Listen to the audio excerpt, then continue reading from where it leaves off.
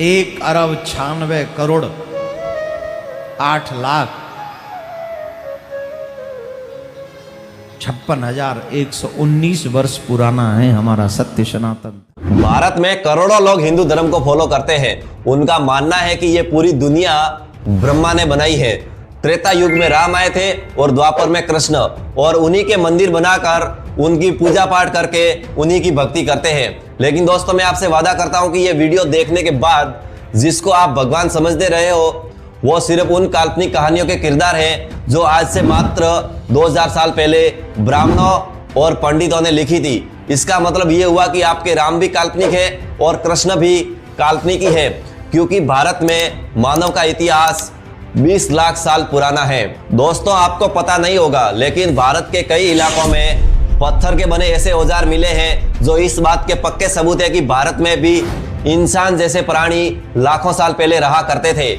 जैसे कि पंजाब की सोहन घाटी और मध्य प्रदेश की नर्मदा घाटी से जो पत्थर के औजार मिले हैं, और जब वैज्ञानिकों ने इसका परीक्षण किया तो इसकी उम्र तकरीबन 15 लाख साल पुरानी बताई गई, जो इस बात के पक्के सबूत है कि उस जमाने में इंसान जैसे प्राणी रहा तो करते थे, लेकिन वो इंसान नहीं थे और उनको मेटल का कोई ज्ञान नहीं था। वो सिर्फ पत्थर के बने औजार ही उपयोग में लेते थे। साल 1982 में मध्य प्रदेश की नर्मदा घाटी से वैज्ञानिकों को एक खोपड़ी मिलती है।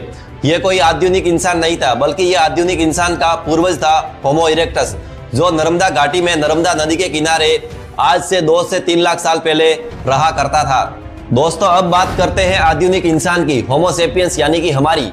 वैज्ञानिकों को इस बात के पक्के सबूत मिले हैं कि आधुनिक इंसान अफ्रीका महाद्वीप से निकला और यह लगभग 65,000 साल पहले भारतीय उपमहाद्वीप पर पहुंचा। और यह जानकारी ब्राह्मणों द्वारा लिखे गए वेदों और पुराणों की तरह काल्पनिक नहीं है। वैज्ञानिकों ने प्रॉपर स्टडी की है।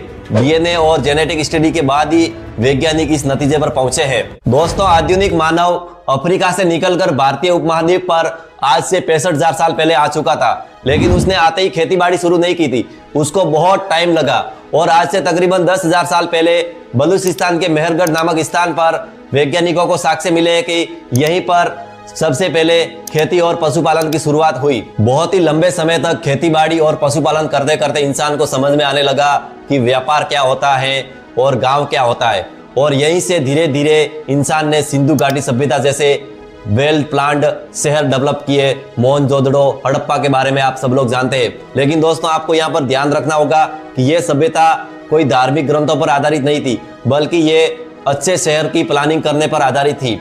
और सिंधु घाटी सभ्यता में कोई भी सनातन धर्म नहीं था।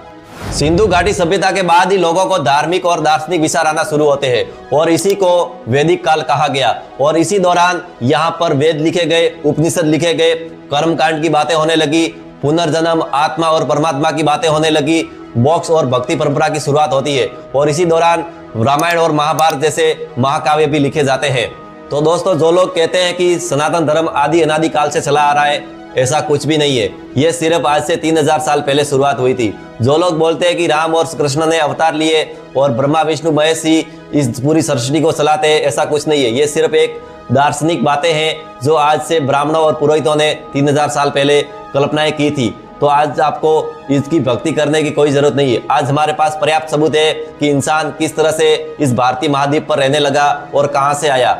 आज हमको ये जानने की बिल्कुल भी जरूरत नहीं है कि हमारे वेदों में क्या लिखा है, वो सिर्फ एक कोरी कल्पनाएं हैं, और वेदों की आज एक भी बात विज्ञान की कसौटी पर खरी नहीं उतरती है।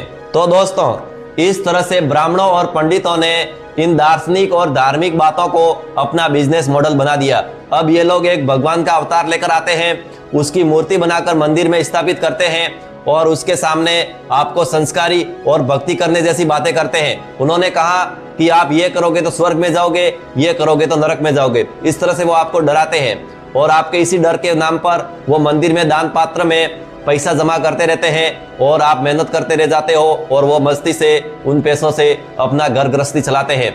तो आज के बाद आपको अगर कोई और बोले कि आप सनातनी हिंदू हो, तो आप उसको बोलना कि भाई ये ब्राह्मणों की गुलामी करने जैसा है। हम इन ब्राह्मणों की गुलामी नहीं करेंगे, हम खुद देखेंगे कि ये दुनिया किसने बनाई। अगर दोस्तों अभी भी आपको लगता है कि राम और कृष्ण सही में भगवान के अवतार थे और भगवान सही में होता है, तो आप अब इसको मान सकते हो। मेरे को इसमें कोई ऐतराज नहीं है। जो सत्य बात है, जो वैज्ञानिकों को लगता है कि ये बातें हुई है और उनको इसके पक्के सबूत मिले हैं, वही मैंने आपके सामने रखे हैं। अगर आपको अभी भी ब्राह्मणों की गुलामी करने में इंटरेस्ट है और उनकी द्वारा बताई हुई बातों को सिर्फ आंख बंद करके मानने में मजा आ रहा है, तो आप मान सकते हो। आप अच्छे से सनातनी हिंदू बनो और उसके नाम पर गुंडागर्दी करो और गाय की रक्षा करो और मुसलमानों से लड़ते रहो और देश की हालत को और ज्यादा खराब करते रहो।